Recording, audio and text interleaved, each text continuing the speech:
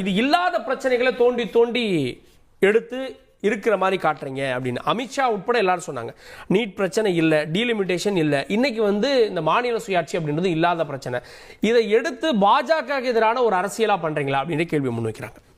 இல்ல, இது முற்றிலும் தவறான கருத்து. இதற்கு முன்பாக இன்றைக்கு மாநில சுயாட்சி குறித்து இன்றைக்கு தனி தீர்மானம் கொண்டு வந்ததற்காக தமிழ்நாடு மாண்புமிகு முதலமைச்சர் ஸ்டாலின் அவர்களுக்கும் மற்றும் ஏனைய எதிர்கட்சி தலைவர் அவர்களுக்கும் கட்சியினருக்கும் மனமான பாராட்டுகள். அதே நேரத்தில் இன்றைக்கு இந்த சுயாட்சி தீர்மானம் என்பது எப்படி நிறைவேற்றப்பட்டது, சர்க்காரியா கமிஷனை யார் 2012 இதே மோடி அவர்கள் குஜராத் மாநில முதலமைச்சராக இருக்கும் பொழுது சர்க்காரியா கமிஷன் அதை நிறைவேற்ற வேண்டும்.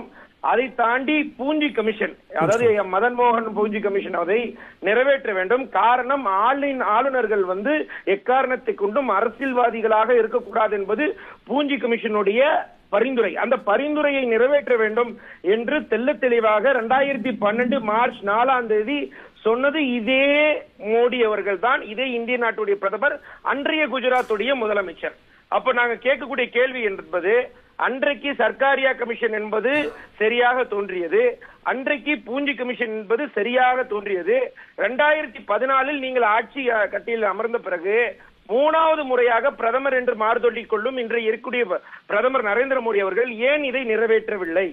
ஒரு கேள்வி. 2வது கேள்வி, இவங்க பேசும்போது என்ன சொன்னாங்க, இன்றைக்கு தேவையில்லாத விவாதங்கள் குறித்து பேசிட்டு இருக்கிறாங்க, இது தேவையில்லாத விவாதம் அப்படின்லாம் சொன்னாங்க. இதுக்கு முழுக்க முழுக்க அபத்தமான கருத்தாக தான் நான் பாக்குறேன். காரணம், சர்க்காரியா கமிஷன் தெள்ள தெளிவாக 247 பரிந்துரைகளை வைத்தது.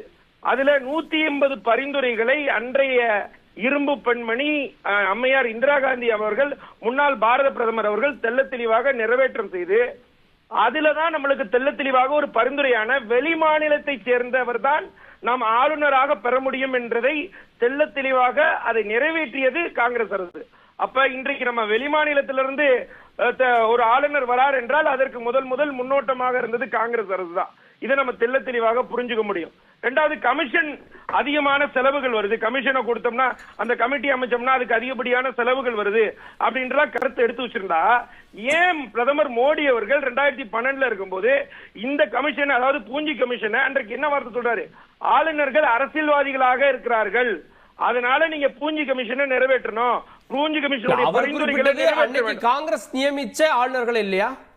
இல்ல, நான் கேள்வி கேட்பது, நீங்க அந்த ஆளுநர்கள் நியமித்தீங்கல்ல, அன்னைக்கு பூஞ்சி கமிஷனை நிறைவேற்ற சொன்னீங்கல்ல, நீங்க தான் இந்திய நாட்டு பிரதமர் ஆயிட்டீங்களே, ஏன் அந்த பூஞ்சி கமிஷன் பரிந்துரைகளை நிறைவேற்றம் செய்யவில்லை? சர்க்காரியா கமிஷனை நீங்க தானே பரிந்துரை